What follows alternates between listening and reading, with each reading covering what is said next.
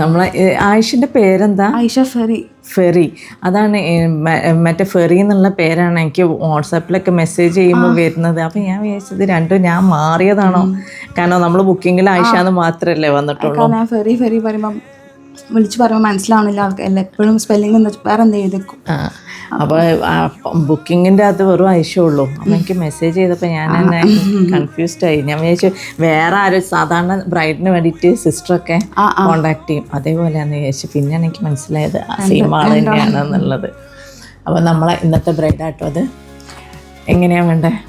നമുക്ക് നമ്മളെ സ്കിൻ ടെക്സ്ചറിനും ടൈപ്പിനും അനുസരിച്ചിട്ട് സിമ്പിളായിട്ട് മതി. നമ്മളെ ബ്രൈഡ് ഒന്ന് ലെൻസ് വെക്കാണ്ട് വന്നതേ 40 മിനിറ്റ് ലേറ്റാണ്. പോരാത്തതിന് ലെൻസ് അവിടെ വെച്ചിട്ട് വന്നു. അങ്ങനെ മൊത്തത്തിൽ പക്ഷേ ഞങ്ങൾക്ക് പോണത് നേരത്തെ തന്നെ പോകണം. അതാണ് ഞങ്ങളൊരു ചെറിയ പ്രശ്നം. അപ്പോൾ എന്താവും എന്നുള്ളത് നോക്കാം. എല്ലാ ബ്രൈഡ്സിനും പറ്റുന്നൊരു പ്രശ്നം വരാൻ ലേറ്റ് ആകും, പക്ഷേ ഇറങ്ങണ സമയം കൃത്യമായിരിക്കണം. ആദ്യം അപ്പോയിൻമെൻറ്റ് എടുത്ത സമയത്ത് തന്നെ ഇറങ്ങണം. അവിടെ ലേറ്റ് ആയാൽ ആകെ പ്രശ്നമാണ്. വരുന്ന സമയം ലേറ്റ് ആയാലും ഒരു പ്രശ്നമില്ല. അപ്പം നമുക്ക് നോക്കാം കേട്ടോ. ഏതായാലും നമുക്ക് ഹെയറിൽ സ്റ്റാർട്ട് ചെയ്യാം. ഹെയർ കഴിഞ്ഞിട്ട് ഫേസിലേക്ക് പോകാം. കാരണം പവർ ലെൻസ് ആയതുകൊണ്ട് സ്ഥിരമായിട്ട് ഇടാത്ത ആളല്ലേ. അപ്പം എന്തായാലും വാട്ടറി ആവും. അപ്പോൾ നമ്മൾ ചെയ്തതിന് ശേഷം വെള്ളം വരുമ്പോഴേ ചിലപ്പം കണ്ണീരിൻ്റെ ഇത് വ്യത്യാസമല്ലേ, അപ്പോൾ ആ ലൈൻസ് വരാൻ ചാൻസ് ഉണ്ട്. അപ്പോൾ അതുകൊണ്ട് ഹെയർ കഴിഞ്ഞതിന് ശേഷം അപ്പോഴേക്കും സംഭവം എത്തുമായിരിക്കും അല്ലേ. അതൊന്ന് മാക്സിമം ചെറുതായിട്ട് ഓയിൽ കണ്ടന്റ് ഉണ്ട്. ആ സ്മെല്ല് വരുന്നുണ്ടല്ലേ, ഡ്രയർ വെക്കുമ്പോഴേക്കും ഓയിലിൻ്റെ ഭയങ്കരമായിട്ട് സ്മോക്ക് കൊടുക്കും ഓയിൽ ഉണ്ടാകുമ്പോൾ മുടിയിൽ. അത് ഓയിൽ ഉപയോഗിക്കുന്ന ആൾക്കാർക്കാണ് ഈ പ്രശ്നം.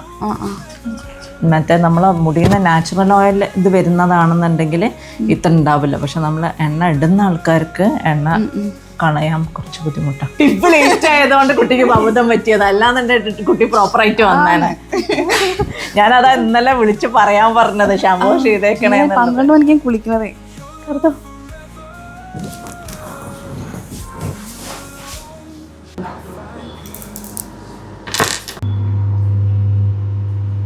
തന്നെ ഞാൻ തുടങ്ങാം കേട്ടോ. ഇല്ലാന്നുണ്ടെങ്കിൽ കുട്ടി വിചാരിച്ച സമയത്തൊന്നും ഇവിടുന്ന് പോകാൻ പറ്റൂല.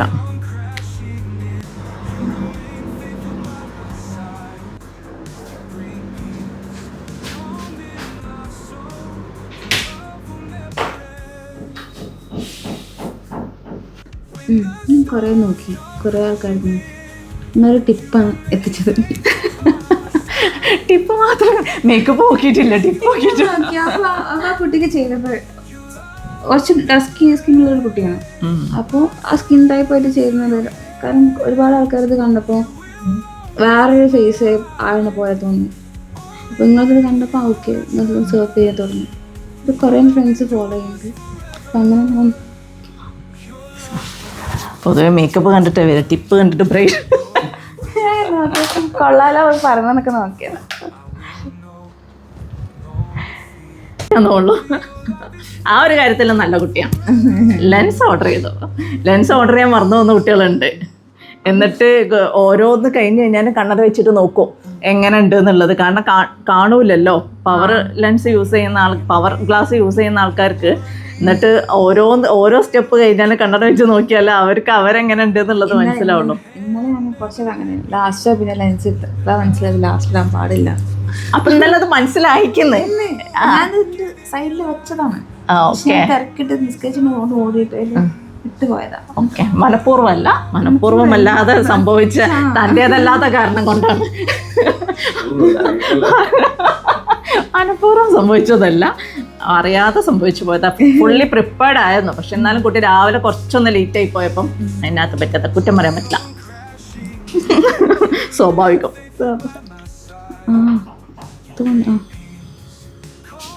ശരിക്കും പരിപാടിൻ്റെ തലേ പരിപാടി വെക്കുന്നതിനേക്കാളും നല്ല പിറ്റേന്ന് രാവിലെയാണ് കല്യാണം എന്നുണ്ടെങ്കിൽ ഒരു 1 day ബിഫോർ വെക്കുന്നതാണ് നല്ലത്. അങ്ങനെ ആകുമ്പോൾ ഈ തലേന്നുള്ള ആ ഒരു ക്ഷീണം ഉണ്ടാവില്ലല്ലോ. അതല്ല ഈവനിങ് ഫംഗ്ഷനാണെങ്കിൽ കുഴപ്പമില്ല, നമുക്ക് രാവിലെ ഉറങ്ങി എഴുന്നേക്കാനുള്ള സമയം കിട്ടും. പക്ഷെ നമ്മളത് പിന്നെയും കുഴപ്പമില്ല കേട്ടോ. ഇപ്പം ഹിന്ദു ബ്രൈഡൊക്കെ ആണെങ്കിൽ ഭയങ്കര നേരത്തെ വരുമ്പോൾ ഭയങ്കര പാടാണ്. കാരണം കുട്ടികൾ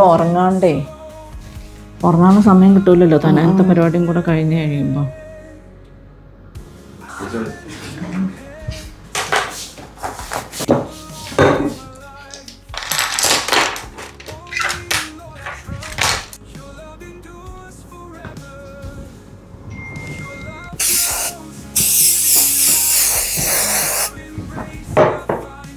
ഞാനും ശ്രദ്ധിച്ചിട്ടില്ല അതുകൂടെ കയ്യിൽ കിടക്കുന്നത്.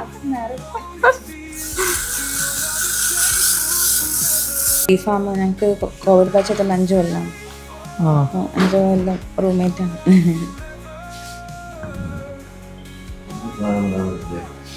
പിന്നെ ആഗ്രഹിച്ചാ പോലും ശരിയാണ്. പൂതി പറയാൻ പാടില്ല. ഞാൻ വിചാരിച്ചേനും എൻ്റെ കല്യാണത്തിന് ഞാൻ റെഡ് തന്നു കുറേ നോക്കി. ഡ്രസ്സാ റെഡ് ആയിരുന്നു ഇഷ്ടം. എനിക്ക് ഇന്ന് ബ്രൈഡ് വരുമ്പോൾ റെഡ് എപ്പോഴും വരാറില്ല, സെറ്റായില്ല.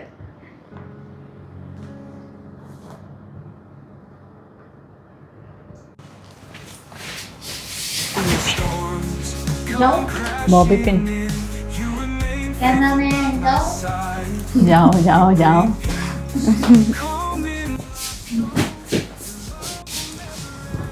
കഴിഞ്ഞു. എങ്ങനെയുണ്ട്? ഇഷ്ടമായോ? ഓ ഇഷ്ടമായി. എല്ലാവരും റെസ്പോൺസ് ഞാൻ അറിയിക്കാം. എങ്ങനെ ഉണ്ടായിരുന്നു എന്നുള്ളത് അല്ലേ. സെറ്റ് ചെയ്യുകയാണെങ്കിൽ ജസ്റ്റ് ടിഷ്യൂ വെച്ചിട്ട് ഡാബ് ചെയ്ത് കൊടുത്താൽ മതി കേട്ടോ. അമർത്തി തുടയ്ക്കരുത്, ജസ്റ്റ് പതുക്കെ തൊട്ട് കൊടുത്താൽ മതി ടിഷ്യൂ. അപ്പോൾ ആ സ്വെറ്റ് മാത്രം ടിഷ്യൂ അബ്സോർബ് ചെയ്തിട്ടും. ടിഷ്യൂലിട്ടോ, കർച്ചീഫ് അല്ല, കർച്ചീഫിലേക്ക് പോകില്ല, ടിഷ്യൂവിനകത്തേക്ക്.